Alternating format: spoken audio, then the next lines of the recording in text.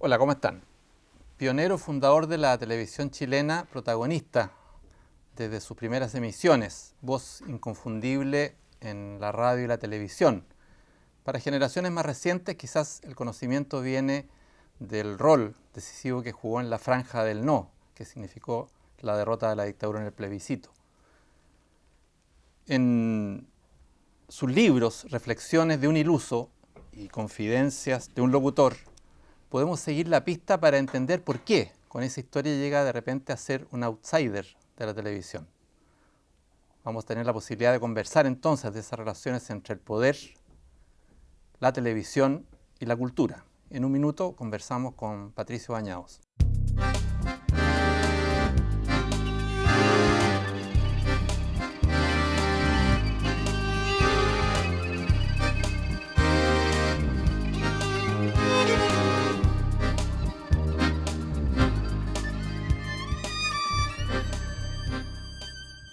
Un gusto, Patricio. El gusto es mío. Gracias por la invitación.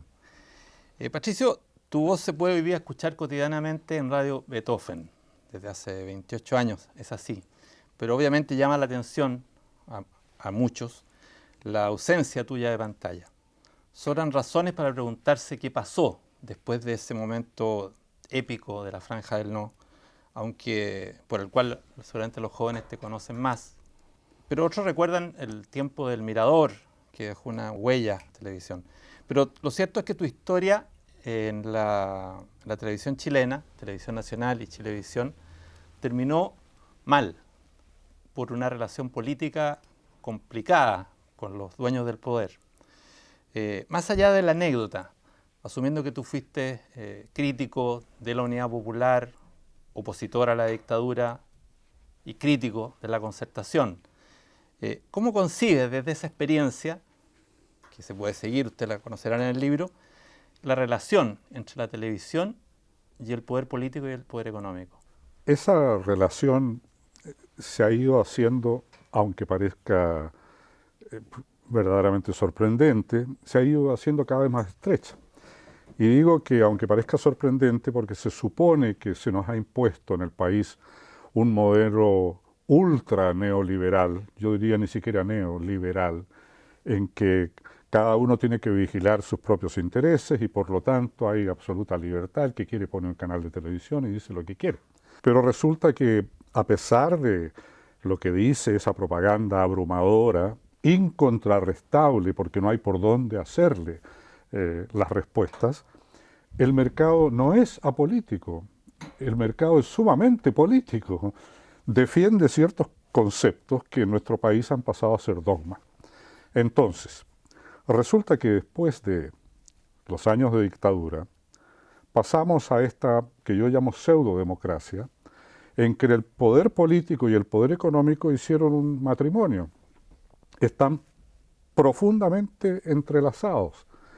Y por lo tanto la televisión representa ese modelo que aceptó tanto el mundo político como desde luego el gran poder económico, porque estamos hablando aquí de los grandes capitales nacionales e internacionales. Y entonces la televisión tiene una orientación dogmática, aparentemente pluralista, pero dogmática, y como yo me he opuesto tradicionalmente desde la fundación de la televisión en Chile, que fue a manos de las universidades, y ahí comencé yo, como siempre me he opuesto a eso frontalmente, terminé por ser una persona non grata y ser expulsado. Curiosa es la historia que uno sigue de tus, bueno, de lo que te conocemos, obviamente, pero también de lo que nos revelas en tu confidencia de un locutor. Esta aproximación tuya a la cultura desde los tiempos del San George, de la academia literaria, de tus primeras experiencias en teatro, y después, obviamente, la incursión en los medios desde muy joven. ¿A tu juicio, qué es lo que está en el origen? Porque creo que podemos coincidir en eso, ha sido un tema largo, en esta pobreza o anemia cultural que se vive y que proyecta fundamentalmente en nuestra televisión. Odiaría decirte que he llegado a pensar, lo que no quiere decir que esté convencido, pero he llegado a pensar, y lo digo en el libro, que tal vez los chilenos tenemos la televisión que nos merecemos, que Somos un pueblo básicamente frívolo, que le gustan las cosas a la ligera, no demasiado complicadas, no pensarlas mucho. Nuestra clase política es un ejemplo de eso. Y como justamente, aquí hay una retroalimentación, como justamente la televisión lo único que le da eso, es eso, perdón. Nuestra televisión ni por un instante enseña a detenerse, pensar, pensarse, pensar el medio que rodea. Entonces, un pueblo de por sí, que no tiene acceso a otros instrumentos para enfocar la vida de manera distinta, y que esta liviandad es subrayada, apoyada por la televisión, que es que la televisión hemos llegado a decirlo con mucha facilidad. Yo he dado a veces en universidades, cuando me han invitado a conversar un rato con los alumnos, este ejemplo. ¿Te imaginas tú lo que habría sido para los padres fundadores de la patria? Digamos, un poquito después, cuando ya la República está constituida, para Manuel Montt, que le hubieran dicho, mire, usted tiene un instrumento que va a llegar todos los días a todas las casas del país durante todo el día.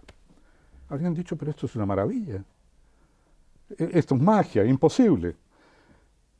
Podríamos educar al país en 5 o 10 años, lo que tomó un siglo llegar a un alfabetismo de 90, 95%, habría tomado 10 años. Bueno, ese instrumento es el que tenemos y no lo usamos, todo lo contrario.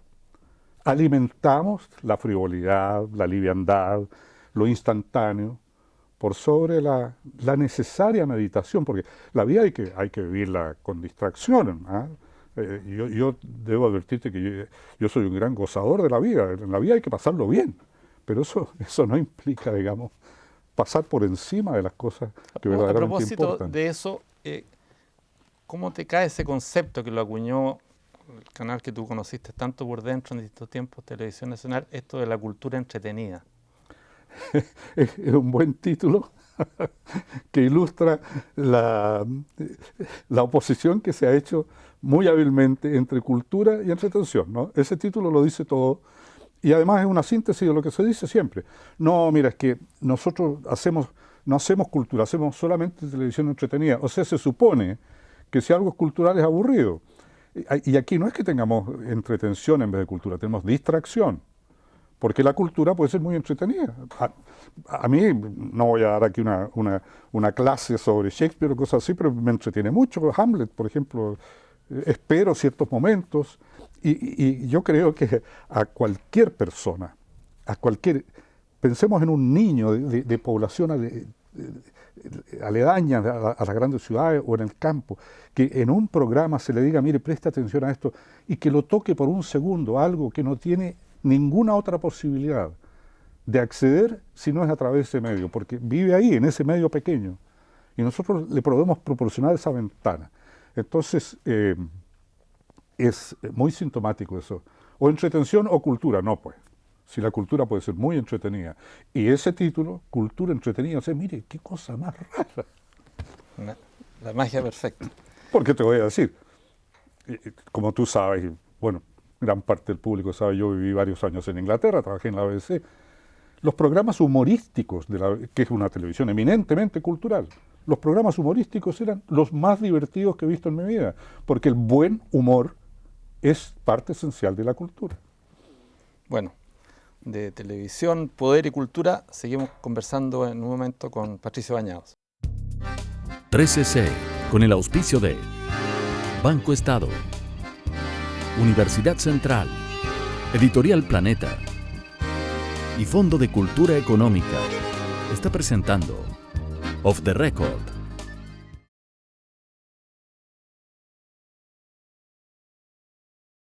Patricio, seguimos conversando. De tu historia da la sensación, haciendo un sobrevuelo, de que los tiempos de mayor satisfacción que te quedan fueron aquellos del comienzo de la televisión chilena y tus experiencias internacionales. Hacía referencia a la BBC, pero estuviste mucho tiempo en Holanda, estuviste en Suiza, estuviste un tiempo en Estados Unidos. Y has estado en la radio y en la televisión. Esta frustración respecto de este entorno que fue tu entorno natural durante tanto tiempo, ¿tiene que ver esencialmente con la televisión o es una cosa más en general con los medios? Es una cosa bastante más general, pero siendo la televisión el medio más potente, indudablemente, ¿no? Es algo que opaca a todos los demás. Es el más importante en algo que no es una frustración personal, porque por supuesto que a mí me habría gustado poder desarrollar en televisión en Chile mis conocimientos y mis deseos de que el pueblo chileno tenga una buena televisión. Pero al no permitírseme eso, la verdad es que el daño no me lo han hecho a mí. Yo he tenido una vida muy satisfactoria. Viví 10 años en Europa, cuerpo de rey, he visto los mejores espectáculos en París, en Londres, Laurence Olivier haciendo Otelo, Nureyev bailando con la Margot Fontaine, conozco 3/4 partes del mundo. Entonces, frustración personal mía, la verdad es que no, es una lástima. Pero lo que verdaderamente siento es que la televisión no le dé a este pueblo que lo necesita, porque no tiene, gran parte de este pueblo no tiene otro medio de acceder a él, que no le dé un mensaje de más calidad. Ahora hay momentos en que el tema de la educación y la calidad de la educación parece ser la prioridad de las autoridades y de la sociedad en general. ¿Te llama la atención o te parece natural que la televisión abierta no aparezca incorporada en esas prioridades de cambio en la calidad?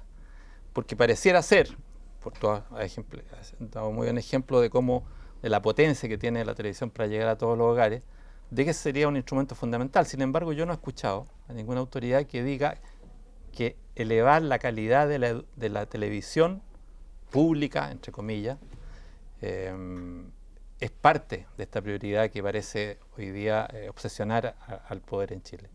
Tú lo has dicho, se está discutiendo, tema prioritario del programa, creo que se llama ahora, ¿no? El programa es la educación, y que el lucro y que los estudiantes, y nadie ha dicho una palabra sobre la televisión. Ni siquiera los estudiantes lo han dicho. Ahora, yo no les hago ningún cargo, porque ya han hecho bastante con poner los temas sobre el tapete que nuestra clase político-económica ignoraba por completo. Así es que me saco el sombrero para los estudiantes chilenos. Pero ni siquiera ellos han mencionado eso. Claro que sí, qué cosa más rara. Vamos a hablar de educación y la televisión ni una palabra. Y como muy bien apuntas tú, además no se dice una palabra de la televisión abierta, porque la televisión abierta es la única a la cual tiene acceso el 30 o 40% más pobre de nuestra población que no puede pagar el cable, porque en el cable hay buenos programas. Entonces, eso es exactamente lo que tú dijiste antes. Ahora, puede ser, cuando tú miras la historia tuya en la televisión, y digo tuya por la relación, por el tiempo que cubre en tiempos de la dictadura y del retorno a la convivencia democrática o civilizada desde del año 90, puede parecer una exageración hacer un símil. Sin embargo, tus experiencias particulares con quienes manejaron se tienden a parecer mucho. Y para hacerlo muy explícito, yo te preguntaría, ¿cómo compararías en la gestión de personajes como un general Orozco o Jaime del Valle con un personaje como Daniel Fernández, que entiendo que fue el último que te despidió de la televisión pública? Tus preguntas tienen bastante peso, ¿eh? Mira, durante la dictadura el asunto era atroz, porque las presiones y las prohibiciones, las presiones para hacer cosas, a las cuales yo me negué sistemáticamente, y las prohibiciones eran tan burdas que uno llegaba a veces a reírse, a decir, pero esto no puede ser, no es posible, ¿no? Yo he contado algunas anécdotas, no sé si te interesa que cuente alguna aquí. Sí, hay algunas increíbles, claro, que están en el libro. Cuando se prohibieron las recetas de cocina en Televisión Nacional. ¿Pero por qué? Porque la señora que hacía la receta de cocina decía, mire, usted tiene que cortar las papitas en trozos chicos, pica un poco de perejil, 2 cucharadas de aceite y sal a gusto. ¿No? ¿Por qué? Porque ¿cómo va a decir sal a gusto? Entonces, llegaba a ser divertido lo tonto. Posteriormente... Había cosas más siniestras. Bueno, había, pero sabes tú, lo más duro me parece a mí que se vivía en prensa. Yo no estaba en prensa, yo estaba en producción. Y en producción recibíamos ese tipo de presiones tontas y deseos de que se hicieran cosas que a la larga no se hacían, porque en realidad la gente se equivoca a veces pensando que el que trabaja en Televisión Nacional es partidario del gobierno. Durante la dictadura, por lo menos la mitad de Televisión Nacional estaba contra la dictadura. Pero después, en esta minusválida democracia nuestra, llegó una cosa mucho más solapada, yo diría siniestra, ¿no? En que las presiones eran calladas, como que no lo decían, pero mucho cuidado con tal cosa, o te prohibían un cierto tema. Cuando hacíamos El Mirador, y yo hacía una entrevista en el centro del programa, que constaba de 2 o 3 historias a cargo de los periodistas, si yo entrevistaba a alguien poco convencional, no digamos de izquierda, basta con que fuera poco convencional, llegaba la orden de que tenía que entrevistar a alguien conservador. No sucedía lo mismo a la inversa. Luego, temas, cuando llegó Cortázar, pedía que se le sometiera una lista de los temas que queríamos. El decidir los temas a enfocar en un programa de televisión es una cosa bastante delicada, porque requiere pensar primero en el esfuerzo logístico. Hay que ir, viajar, pero ¿da esto en imágenes o no da para esto? Y sin embargo, a Cortázar había que mandar una lista, él decía, esto se hace, esto no se hace. Entonces, Ese fue un periodo, derechamente, de mucho integrismo, ¿no? sí, desde luego, desde luego. Y finalmente llegó este hombre, Daniel Fernández, que siguió la misma línea. El canal es un canal, Televisión Nacional es un canal comercial cualquiera, entregado a las leyes del mercado, y yo creo que Fernández llegó predispuesto contra mí. Había en el partido al cual tengo entendido que él pertenece, que es el PPD. Había desde muy temprano una animadversión hacia mí. Parece que como se mueven, mira, una cosa que es difícil de creer, bueno, a mí por lo menos me costó convencerme, es el mundo tan pequeño en que se desenvuelven gran parte de nuestros políticos, por no decir todos, de pequeñas ambiciones y ambiciones de poder y de colocarse, y es un mundito de este porte. Entonces, dentro de ese termina siendo TVN un eslabón más en ese juego. Bueno, y dentro de ese mundito, parece que a raíz de la Franja del No hubo algunos que pensaron, pero ahí se va a meter ahora capaz que sea candidato a algo, porque la imagen mía fue muy fuerte. Llevaban no sé cuántos años en que no salía la cara de ningún opositor en televisión. Y la primera cara que aparece es la mía, durante un mes por cadena nacional. Entonces, parece que pensaron que... Y además, como yo no era de ningún partido político, lo vieron como un peligro. Es una pequeñez tan grande, pero la comprobé. La comprobé por preguntas que me hicieron gente del PPD. Entonces este hombre, Fernández, no me cabe duda que llegó predispuesto contra mí y apenas pudo... Se libró de una molestia. Yo era una molestia, además los comprendo, yo era una molestia. Cada vez que me entrevistan digo que la televisión tenía que hacer otra cosa. Bueno, seguimos conversando en un minuto con Patricio Bañados de nuestra televisión chilena.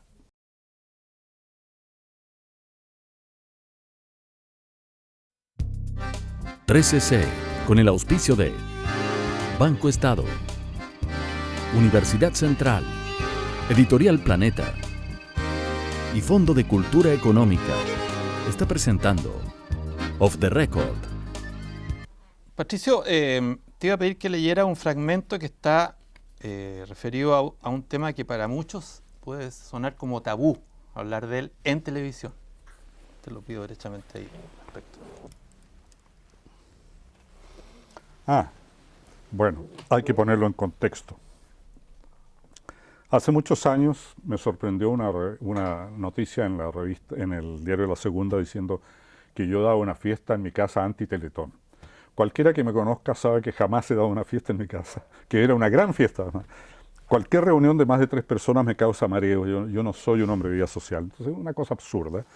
Y junto con contar esta historia, voy a leer el párrafo que tú me dices.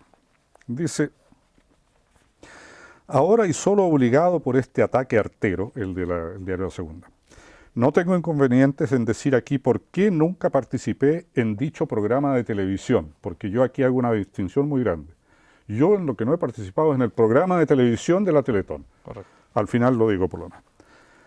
La Teletón es la única cadena nacional obligatoria del país y se utiliza para emitir durante más de 24 horas un verdadero compendio de la televisión de vulgaridad, el grito, la sensiblería, las soluciones fáciles y los egos desatados contra la que he luchado toda mi vida. En un país estructuralmente cruel e indiferente hacia los menos afortunados, ignora otras discapacidades que provocan menos impacto visual en pantalla, canoniza a los grandes negocios mediante publicitadas contribuciones en dinero que son mínimas en su patrimonio y que a la larga les resultan rentables, y es, en mi concepto, lo opuesto a la solidaridad real que demanda perseverancia y esfuerzo diario con que obtienen sus verdaderos logros hombres y naciones. Y agrego, pero ojo, es muy posible, esto se entronca con algo que hablamos antes, que a lo mejor yo estoy equivocado nomás con respecto a mi país. Es muy posible que esa sea la única manera de lograr algo en Chile, con harta sandunga, en una sola noche y que después no nos molesten más. Si es así, y solo de ese modo es posible construir una obra tan valiosa como las clínicas que ha levantado la Teletón, bienvenida sea. No pretendo que mis recatos televisivos sean los de nadie más. Pero en ese caso, permítame que libre y calladamente, sin ofender a nadie, pero sin aceptar mandatos, me margine de semejante espectáculo, como de tantos otros. Y finalmente aclaremos que si colaboro o no con la obra de la Teletón, al margen de su esperpéntico programa televisivo, eso es algo que jamás haría público. Patricio, tú en tu historia rechazaste muchas cosas que te ofrecieron, para bien o para mal, en la televisión. Rechazaste leer noticias en TVN, aceptaste leerlas. Minuto fatal. Minuto fatal de leerla en Chilevisión, terminó mal eso. Después entiendo que en tiempo ya del retorno a la democracia te ofrecieron ser presidente del directorio de Televisión Nacional. Bueno, la historia es la que fue. Estamos en el año 2014. Pero tenemos derecho a jugar y a hacer algo de ficción. Si en algún minuto te hubieran ofrecido la dirección ejecutiva de Televisión Nacional, ¿la historia podría haber sido muy distinta? Yo creo que eso es lo que se me debió ofrecer cuando llegó al gobierno Patricio Aylwin. Por mi trayectoria, por lo que había arriesgado en la franja del no, y porque era el debido espaldarazo del gobierno decir, sí señor, este no es un títere, no es un peón que movimos ahí. Ahora, pensando cómo ha sido la cosa en ese gobierno, yo creo que habría durado 3 meses. Porque al primer ministro que me llama por teléfono yo lo habría mandado a paseo, si aquí estamos a hacer buena televisión. Yo no voy a ser director ejecutivo de Televisión Nacional para estar contando los segundos que le dedican al partido tal, al partido, eso no me interesa nada. Y creo que a muy poca gente le interesa, fuera del estrecho círculo político, que vive mirándose quién sube, quién baja ahora, y para quién es la gobernación, y este puede ser Seremi. Bueno, así es que, si me lo hubieran ofrecido, sí lo habría aceptado, pero creo que habría sido un tremendo problema para don Patricio Aylwin y para mí, porque no habría durado, ¿no? Con las presiones que había. Además que yo habría querido hacer una televisión de calidad, una televisión... Ahora, si tuviera que hacer, sigamos en ese juego, si tuvieras que decir, nos quedan pocos minutos, 3 ideas fundamentales que tuvieran que ver con esa televisión de calidad, y hoy día la pudieras exponer en la propia Televisión Nacional, ¿qué dirías? Mira, esto lo expuse yo en una serie de artículos que escribí para el diario La Época, justamente en esa época antes y posterior al plebiscito. Entonces aquí hay que ser muy sintético. Una televisión de calidad, Televisión Nacional, tiene que tener una mezcla adecuada, jamás bajando de ciertos estándares de decencia, de respeto, una buena mezcla de humor, de dramas, ya sea incluso telenovelas, obras de teatro, ¿por qué no?, musicales, y la imprescindible discusión abierta de los grandes problemas nacionales. Y la colaboración constante con la población en que entienda cuáles son los problemas que la están afectando. Permíteme darte solamente un ejemplo. Llevamos no sé cuánto tiempo discutiendo sobre Hidro Aysén. ¿Cuántos programas ha hecho la televisión? Con el mapa, con filmaciones en terreno, aquí se haría, esto es lo que se inundaría, esto es lo que causaría. Cero. Eso es todo lo que yo entiendo. Y nunca, como han tratado de difundir con el objeto de desacreditar a la televisión cultural, jamás he pensado que una televisión cultural sea transmitir óperas y conciertos durante todo el día. Eso es un disparate. Bueno, Patricio, algo alcanzamos a sobrevolar de la historia tuya que está en esta confidencia de un locutor, que antes estaba en las reflexiones en Iluso. Una curiosidad literaria. Tú evitas nombrar al Augusto dictador, Daniel López le llama. Ese fue te resultó, pero ¿cómo fue el juego? Sí, fue muy intencionadamente. En primer lugar, me molestaba estar nombrando a cada rato un personaje que en realidad, mira, el hecho de que sea conocido es por algo bastante despreciable. Lo que pasa es que la repercusión es tan dramática, tan sangrienta, que incluso la palabra despreciable parece inadecuada. Y como él mismo eligió ese nombre para alguna de sus actividades financieras, me parece a mí que incluso es lo adecuado, ¿no? Y no la repetición de lo mismo, ya llevamos tantos años con eso. Así es que... Un aporte literario, agradecido. Bueno, Patricio, ha sido un gusto. Creo que volveremos a conversar porque acuérdate que va para rato y seguramente van a llegar otros textos que nos van a llamar la atención. Ha sido un gusto. Bueno, muchas gracias a ti. Y a ustedes los esperamos en una próxima emisión de Off the Record, ojalá con un personaje tan interesante para conversar y dejar abierta el diálogo con ustedes como Patricio Bañado. Será hasta la próxima.